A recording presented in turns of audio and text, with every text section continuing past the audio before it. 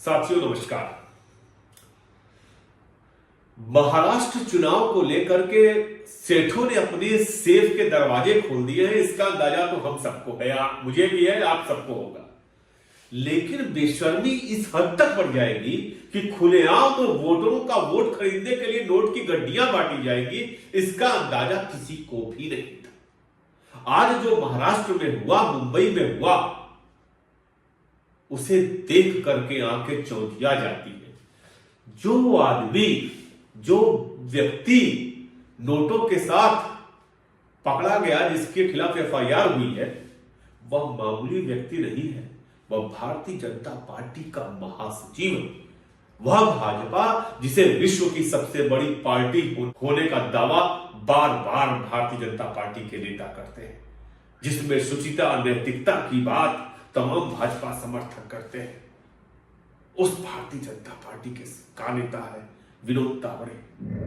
विनोद तावड़े कैसे पकड़े गए, किस तरह से होटलों में पहुंच करके, जो बहुजन विकास अघाड़ी के नेता हैं, विधायक हैं, उन्होंने जिस तरह से उनको नगदी के साथ पकड़ा, वह अपने आप में बेहद चौंकाने वाला। हम आज आपको बताएंगे कि दरअसल ये जो पूरा घटनाक्रम है, इसके पीछे असल वजह क्या है, क्योंकि इससे भारतीय जनता पार्टी की अंदरूनी राजनीति को भी देखने का एक मौका मिलेगा। आप समझ सकेंगे कि भाजपा के नेता किस किस्म की राजनीति करते हैं। सिर्फ भाजपा के राष्ट्रीय महासचिव के खिलाफ नहीं, जो वहां के नाला सपोरा नाम की विधानसभा है, वहां के जो विधायक प्रत्याशी है बीजेपी के, राजन नाईक, उनके खिलाफ भी एफआईआर दर्ज किया गया है। 9 लाख रुपए नकदी बरामद की गई है और कहा यह गया है कि करीब 15 करोड़ रुपए बांटने की तैयारी वहां पर थी और बांटा गया। एक डायरी भी मिली लाल रंग की, जिसमें तमाम लोगों के नाम हैं जिनको पैसे दिए गए।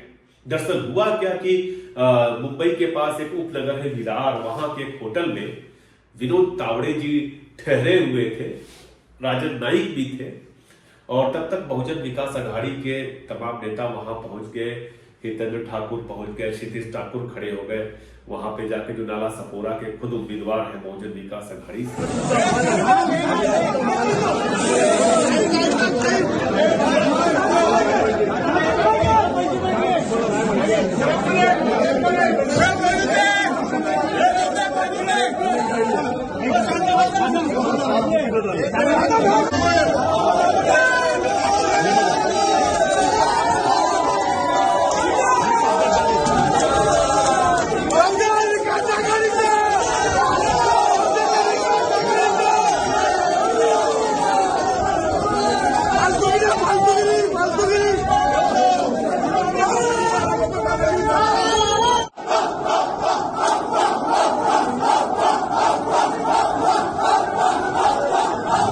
इस आरोप पर विनोद तावड़े का कहना था कि मैं 40 साल से पार्टी में हूं, सभी लोग मुझे जानते हैं, इस तरह का आरोप नहीं लगाना चाहिए। लेकिन जो वीडियो है वो अपने आप में पूरी कहानी कहता है। ये तो रहा घटनाक्रम। इस घटनाक्रम के बाद सवाल ये पूछा जा रहा है कि विनोद तावड़े की जासूसी किसने की। कैसे यह बात विपक्ष के लोगों को पता लगी कि विनोद तावड़े पैसा बांटने के लिए उस होटल में ठहरे। एक जवाब तो संजय राउत ने दे दिया। उनका कहना था कि 18 लोग पैसे बांट रहे हैं, मुझे जानकारी में है, और विनोद तावड़े के पीछे गृह विभाग लगा दिया गया था। उनकी अपनी सरकार, वहां पे गृह विभाग क्यों लगा दिया गया था। दरअसल तमाम कहानियां हैं, आज हम उन पर चर्चा करेंगे कि महाराष्ट्र की राजनीति में पिछले 1.5 दशकों से देवेंद्र फडणवीस और तावड़े के बीच एक तकरार, एक अनदेखा तकरार साफ दिखाई देता है। आपको बताऊं, विनोद तावड़े मामूली व्यक्ति नहीं है। 2014 में ये चीफ मिनिस्टर तक हो सकते थे। आरएसएस के आदमी है। जिस तरह से देवेंद्र फडणवीस नागपुर का प्रतिनिधित्व करते हैं, ये मुंबई का करते हैं। तो 2014 में इनके मुख्यमंत्री बनने की संभावना थी, लेकिन बन गए फडणवीस। फिर फडणवीस ने किया क्या? फडणवीस ने विनोद तावड़े को स्कूली शिक्षा विभाग दे दिया। बहुत निराश थे, उदास थे, क्योंकि इन्होंने पहले से ही घोषणा कर रखी थी कि हमको गृह विभाग मिलेगा। खैर बाद में आरएसएस का प्रेशर पड़ा तो इनको उच्च शिक्षा विभाग और तकनीकी विभाग, कल्चर डिपार्टमेंट वगैरह विनोद तावड़े को मिला। लेकिन इनके साथ गजब ये हो गया कि 2019 के विधानसभा चुनाव में इनका बरीवेली से टिकट जो है वो काट दिया गया। जब काट दिया गया तो ये शक पकाए कि ये हो क्या गया मेरे साथ। इन्होंने कहा साफ-साफ कि मुझसे कोई गलती हुई होगी तो मैं ठीक करूंगा, पार्टी से कोई गलती होगी तो पार्टी ठीक करेगी, लेकिन भाजपा कौन सी गलती ठीक करे अपनी। उसके बाद इनको राष्ट्रीय सचिव बना दिया गया, दिल्ली बुला लिया गया। प्रधानमंत्री के मन के बात के कार्यक्रम को ये देखने लगे। 2022 में महासचिव बन गए, हरियाणा की जिम्मेदारी इनको दे दी गई। और बाद में जब आपको याद होगा कि नीतीश कुमार ने बिहार में भाजपा का साथ छोड़ा तो विनोद तावड़े को वहां प्रभार देकर के भेजा गया। और ये विनोद तावड़े का ही कमाल था कि नीतीश कुमार वापस लौट करके आए और भारतीय जनता पार्टी के साथ आज की जो आप सरकार देख रहे हैं, जो आज आप देख रहे हैं कि केंद्र में नीतीश कुमार के समर्थन से सरकार चल रही है, उसमें विनोद तावड़े का बड़ा रोल है, बड़ी भूमिका है। यह बात बतानी जरूरी है। इस बात से भी देखिए जोड़ करके कि विनोद तावड़े पर किसी प्रकार का आक्रमण, उनको किसी प्रकार की साजिश में उलझाने वाला विनोद तावड़े के महत्व को भी जरूर जानता है। नीतीश और मोदी के संबंधों की, भाजपा और जनता दल यू के संबंधों के बीच की धुरी में भी विनोद तावड़े हैं। आरएसएस के लिए बहुत ही महत्वपूर्ण चेहरा है। प्रमोद महाजन, आपको बताएं कि प्रमोद महाजन और नितिन गडकरी से उन्होंने राजनीति सीखी और महाजन के बाद मुंबई से महासचिव के पद पर पहुंचने वाला तो है तो ये विनोद तावड़े है। अच्छा, आप सबको पता है, इस बात की जानकारी है, ये हमारे बताने की जरूरत नहीं है कि देवेंद्र फडणवीस और अमित शाह के बीच कोई अच्छे संबंध नहीं चल रहे हैं। तमाम तल्खियां हैं जो मौके दर मौके पर दिखाई दे जाती है। और यह भी सब सच है कि देवेंद्र फडणवीस नहीं चाहते थे, कहीं से नहीं चाहते थे कि हम उप मुख्यमंत्री बने, लेकिन उप मुख्यमंत्री बनना पड़ा। और अभी एक सप्ताह पहले की बात है, विनोद तावड़े ने साफ तौर पे प्रेस कॉन्फ्रेंस में कहा कि ये पार्टी डिसाइड करेगी चुनाव के बाद कि मुख्यमंत्री कौन होगा। यह बात बिल्कुल सच है कि विनोद तावड़े की अपनी महत्वाकांक्षाएं हैं।